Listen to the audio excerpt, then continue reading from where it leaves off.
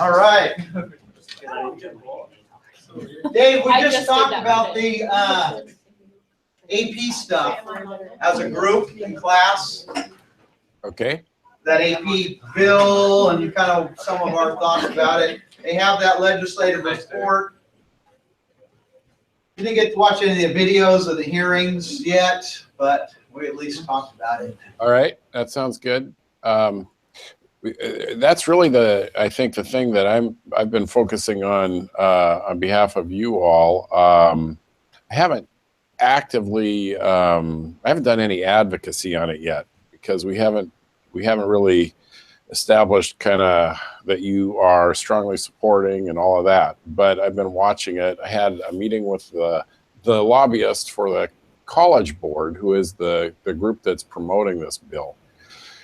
Right now, where we are in session is a little bit less than halfway through the 105 days. And we are at a point where we've had one cutoff deadline where policy bills had to get out of their committees. We had another cutoff deadline where fiscal bills had to get out of their committees, except for the budgets and bills related to the budget. And now all of the activity has moved from committee over to the floor for each chamber. So all of the members as a whole in the House and all of the members in the Senate are taking a look at the bills that are in front of them on the floor calendars. And they're going to be making some decisions and voting on those bills. Not all the bills that are introduced get that far, as you probably know. Some of them kind of fall off when they don't clear these cutoff deadlines. They are considered dead and they don't advance anymore. But of the handful that we have been looking at, I think I have 15 bills on the list for Meridian High School, and about 7 of them are still alive. So about half of them have gone away. That's kind of by design. This whole process, you know, it's designed to maintain the status quo. So it's very difficult to get a bill through to change the law. And you can see that in the way that cutoff deadlines work and the fact that about half the bills that have been introduced that we're watching are no longer active. Of the bills that we are watching, the AP bill, both versions, the House and the Senate bill, are still moving. The House bill is in the House Rules Committee, and the Senate bill is in the Senate Rules Committee. And the Rules Committee is like the gateway to the floor. So after a bill comes out of a policy or a fiscal committee, it goes to Rules. And then leadership makes a decision in the Rules Committee. Okay, this bill is ready to go on to the floor calendar. It doesn't always happen that way. And that's one of the jobs that the lobbyists have, is to continue to kind of work, push, nudge, try to get the bills that we are supporting out of the Rules Committee onto the floor calendar so that those bills can be considered by the entire Senate or the entire House. So right now, there's a lot of activity all on the floor, and it's no committee stuff going on really to speak of right now. So when you get down here, you will see, I can't remember what day you're coming, but March 8th. The 8th? Yeah. Well, that's an interest. So that is cutoff day for House of Origin. So there will be a lot of activity on the 3rd floor in the legislative building. The Senate and the House will be in meetings. Lots of worried people like me racing around trying to either get a bill out of one chamber or the other, or to kill a bill that we may not like. So it'll be a good day to see how it works, and you should see some floor activity that day. I had a chance to talk to the College Board lobbyist about the AP bills, and they're pretty optimistic that this year they will be able to get something through this process. Every year, the last few years, they've introduced the bills, and the four-year institutions have managed to stop them. But it appears, at this point, things look pretty optimistic. I think the main issue has been, I think the colleges are mostly concerned about money, and the College Board wants some consistency. I sent a bunch of information up, so it would be great if you can take a look at it. They're looking, they, meaning the College Board, are looking for some help. So if you all have stories, anecdotes, information from your own experiences or others that you know that relates to this and helps explain why it's a problem that needs to be addressed, then send them to me, and we can use that information to help move these bills along. So if we did that our next class period tomorrow, that'd be helpful. Would that be a good time? Good enough? Absolutely, absolutely. These bills, one of these bills to stay alive has to get out of either the House or the Senate by Wednesday the 8th.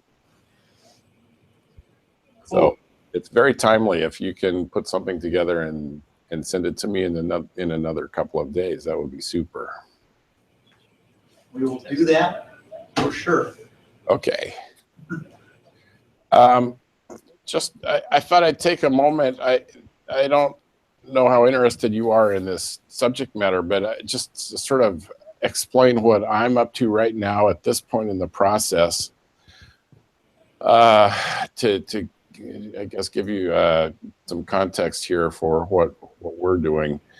I think I mentioned earlier, I have several clients that are utilities. And these utilities are working on a bill that has been introduced by the wireless companies. Wireless companies want to deploy a 5G technology across the state.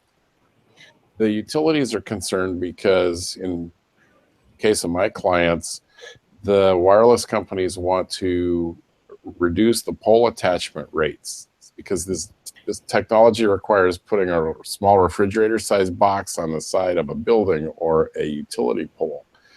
And companies that do that, cable companies or others that attach to the utility infrastructure, they pay for the use of that space on the pole.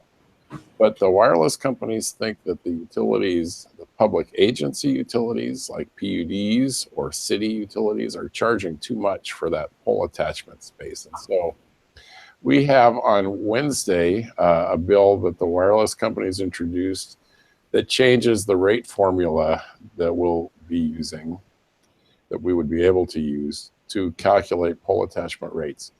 And the utilities have an amendment to that would eliminate the pole attachment sections of the bill. So there's a pretty significant tussle going on down here that I'm involved with, where we're counting votes in the Senate to eliminate this language. The telcos are counting votes to make sure that the language stays. And we'll see how this all shakes out. But there's a lot of jostling around here, and it is not unusual for me to be standing in a hallway having a conversation with and 5 feet away from me, one of my opposing lobbyists could be talking to another legislator about the same subject and trying to present arguments to them so that we can kind of solidify their position and ultimately count their vote one way or the other. But it's pretty intense. There's a lot of activity going on down here, and you'll see some of that on Wednesday. Now, the other thing I wanted to do today is, as you can see, I've invited Tucker to join me for the Link Up today, an alum of yours, and he's been involved in the internship program. And I wanted to have him spend a little bit of time talking about the internship program. And I think it's a great program. I started as an intern many years ago, and I hope that some of you consider it when you get into college, because it's a terrific way to get connected and to learn about this place. But do you want to go into this a little bit, and then maybe we can have some time for questions at the end? Well, I think I wanted to start with saying how cool it is that you all are here and paying attention to Mr. Lawrence's class. He really does teach it really well, and I have to say that when I got into my first college class, I only had to show up about half the time because Lawrence covered all of this so well, and that's really something that's not paid attention to by most people. So I'm an intern, which means a lot of the times that people write in or call in, they get me because I'm kind of that first line of defense to see, is it just, in a position, or is it something that's going to be more urgent to send up the ladder? And really what I've found is that nobody knows what's going on. They will send me things that have nothing to do with anything that I can work on. They send me things that are like legal issues that they personally need a lawyer for and somehow think that I'm going to solve. And so understanding how the process works, because pretty soon it's going to affect you either through taxes or even this AP stuff that you're seeing. There's all sorts of different interests. And all of a sudden people go, oh my gosh, government's actually important. I need to do something, and have zero clue what they're doing and how to get involved. So I've done a lot of educating of adults. And so it's kind of cool that you guys have an opportunity to come in knowing that and actually make a change. Because I'm not saying contacting your legislator isn't helpful. It really is. But if you don't know where to start and you don't know what your issue is, and you're not educated, you're not going to get a whole lot of support back. So that's the first is a really cool piece. So as I said, I did sit in those desks. I thought this was really cool, but I kind of was a nerd in high school, probably still am today. But it is a really amazing opportunity to get involved. One day I want to be sitting where this guy is and doing the kind of work that he's doing, maybe not PUDs, but some sort of an interest. And this is a great opportunity for me. There's a lot of areas and a lot of topics. You guys picked bills. There's a lot of things that are important right now that affect different people's lives. To get an opportunity to lobby for those is something that I want to do. And this has been a great step. I've met, obviously, Mr. Arbaugh here and many other lobbyists. I've met LAs, which is the position in between the actual representative and the people. They kind of take meetings and are really the main point of contact. And all those things have been just monumentally important and impactful, so that, when I graduate here in May, maybe there's an opportunity for me to get work and actually do something that I find meaningful and important. And there's so many areas of interest, like I said, that whatever your thing is, there's really a place for you if you're looking for it. So I'll talk just a little bit about what I do on a daily basis, just kind of see if any of it piques your interest, if you have any other questions. So first and foremost, I answer all those angry phone calls that people get about their legislators, no more new taxes, or do this, do that, do the other thing. So I get to do that all day, get yelled at some, but really actually do get to help people. I did a lot of research on laws and kind of taught many people through the systems, say, like, this is actually how you get something done if you were interested. So I answer a lot of letters. I've got a lot of schools that have people like you that send in letters, and I get to respond to them. So that's been kind of an exciting experience. Sit in on a lot of committees and take notes. I've learned way more about high school education than I ever thought I would, about how it's funded, about what class sizes are important, what's not important, who cares, who thinks that how it should be shaped, and kind of got really into that argument. And so it's something that I took for granted when I sat there, that, I was just going to get to go to school every day and have a good teacher teach me. But that's not really the case for a lot of people. So kind of getting into that, where that all comes from. And the other things that I do really just involve, talking to different people, doing the tasks that other people don't want to do, but yet are really interesting and informative. And I get kind of a flavor of all sorts of different topics, from marijuana, like I said, a lot on education, to Hearst decision. I don't know if anybody knows or has been impacted by the wells and the inability to pretty much make new housing. It's a big issue for a lot of people in our county, and it's something that I've gotten to help with and kind of propose ideas and move forward. So all that is to say, there's a lot of different places for you to get involved. If politics is even somewhat interesting, there's something that really could be good for you. You get paid? I do get paid. I won't tell you how much, but it's more than nothing. So it's been awesome. I get to live down here. I'm getting college credit right now. So I'm not actually in classes, which has been another really cool thing, because as much as I enjoy class, this has been a much better hands-on experience. Do you have to write a paper? For Whitworth University, I'm going to give a shout out. You do not have to write a paper. I have some that have to write 20 pagers research. I just have to send an email every 2 weeks that says I'm still alive. And That's awesome. Yeah, it's been a wonderful experience. So I was hoping you could offer some observations from your vantage point about the education issue, and how how you see resolution to that coming about. And Okay. So everybody knows what the education funding issue is? Yes, nod your heads, please. All right, perfect. So basically, what does it mean to fund education has been a big question. Is that there's an amount per student? Is there an amount overall? Is there, how are we going to find that money? Is it going to be through taxes? Is it going to be through some other cuts? A lot of it's been proposed. Really, there's two main pieces that are looking to fund it. One is a $2 million tax that, or $2 billion, excuse me, revenue increase. Basically, just it shuffles money around a lot, and that's kind of the Republican plan. The Democrat plan is a $9 to $11 billion increase, and it's a lot of taxes. And they're going to find some solution in the middle to really attack this issue, but it's one that's caused other issues to kind of take a back seat. It's one that we need to find a solution to. And I don't know how many of you have jobs and are paying taxes, but no one seems to like them. That's probably the one thing I get the most consensus on is no one likes taxes. So as much as we all like school and think it's important, it's balancing between those taxes and schooling. And it'll be, like I said, somewhere in between those two numbers to fund it. But I think we all kind of, like I said, we take it for granted that you get to show up and learn, and not everybody in the state has that as good of an opportunity as Meridian was and is as a school to learn from. So you should appreciate that. I'm sure you won't now, but maybe someday. You guys have any questions?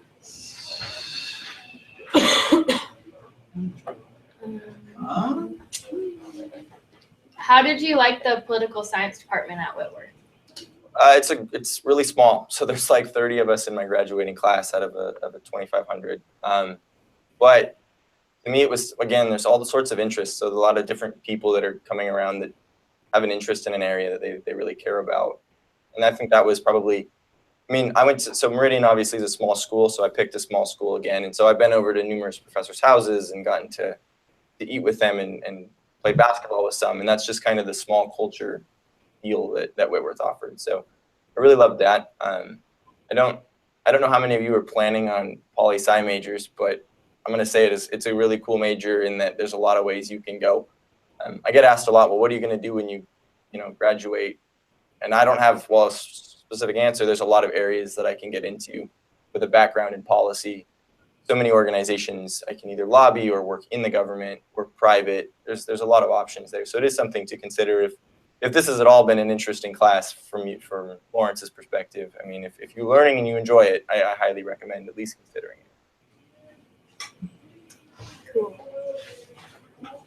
How did you get started? Was this like an application you go through to get into this? So this is application, an interview. They go to all the colleges, the four-year institutions in the state. They drive around.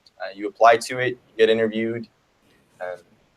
Funny story, messed up, so I got partnered with one political side, and I identify with the other. So that's been a whole new experience working with individuals that I might not agree with on a day-to-day basis, but still trying to help them as best as I can and try to see the merits of their arguments. How did that happen, Tucker? Blind oversight and not enough coffee. Just check the wrong box, huh? You saw that R and you went, yes, that's me. They had me put myself between 0 and 10. And I mixed up what those numbers meant. That's awesome. But honestly, though, I think that the thing that I have learned from that is that, we all do come and care about issues the same. Whether you come from it, I mean, right now it's really a divisive time. I'm sure you guys have recognized that in your own class about whatever political perspective you come from. But it's a cool experience to know that people do care about it. They might approach it from a different thing, but at the end of the day, they do still value similar solutions, even if that solution might seem crazy to you. It doesn't mean that they don't have a good, solid reason. And it's really taught me to listen a lot more and try not to get angry. That's good. Yeah. So who are you working with? Are you with Erickson? I am not with Erickson, so that's a whole other topic we could go into if you like. But I'm with Representative Van Werven, so she is most of your representatives, unless you're pretty deep into Bellingham, so I should be all of you. I also have Representative Vick and Representative Manweller. So that's Vancouver area, Ellensburg, and then Bellingham, just north of Bellingham, Linden. So cover a lot of ground there. What is happening with Erickson? Because I know there's been a lot of debate about whether he should keep his seat or.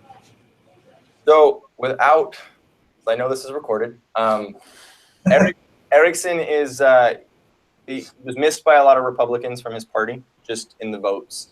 When they did have things go to the floor in his committee, he was just a vote that wasn't there. So that, I think that was hard for his party. Just, I mean, as he was saying, they're counting votes all the time. And so if you think you have a vote that you can count on and then you don't, that makes it a really, really hard thing to get what you want to do passed. So he's officially back, back here full time, but he did miss a lot. I can't say that he didn't. It's been an interesting process. I received a whole lot of discouraged constituents who wanted me to tell him to leave. I don't have that power, but I got to hear them tell me that's what they wanted. I also have people that said, you know, even though that he left, they still really care about him and they agree with his position. So I think kind of a coin flip, but so far there's not going to stay, to my knowledge. Well, I would interject here just for a moment. The problem in the Senate is that the Republicans or the majority coalition caucus has that majority because they have 25 votes. The Democrats have 24 votes. So if one of the members of the majority coalition is gone, then you have a de facto tie. And if two are gone, then you would have Democrats in the majority, even if it's only temporary. They could do some procedural things to force votes on bills or to pull a bill out of a committee and put it onto the floor calendar, things like that. So the Republicans have been very careful about exposing themselves to any opportunity that the Democrats might exploit. And that's been a little bit of a challenge for them because Senator Erickson has been out of the state so much so far this session. I understand that his temporary project with the EPA is beginning to wrap up, or is wrapped. Yeah, he's officially. But I also understand he is still interested in a regional appointment for EPA for what's called Region 10, which includes the Northwest. The Region 10 position. Traditionally, the states in the region take turns picking who the regional administrator is. And the state of Alaska, actually, it's their turn to pick somebody. But nobody really knows what's going to happen because it's my understanding that the Trump administration places a very high value on loyalty. And Senator Erickson backed the Trump candidacy early on, and he's been a very strong supporter for the duration. And so we'll see here soon what happens, but he may still be able to edge out a candidate from Alaska for this job. And if that happens, then he would probably be leaving the Senate very soon after that appointment is made. And then another person would be appointed to his Senate seat so that the majority would be maintained as it is now. Pretty sure one of the reps would want to move over. Probably one of the House members would move up to the Senate.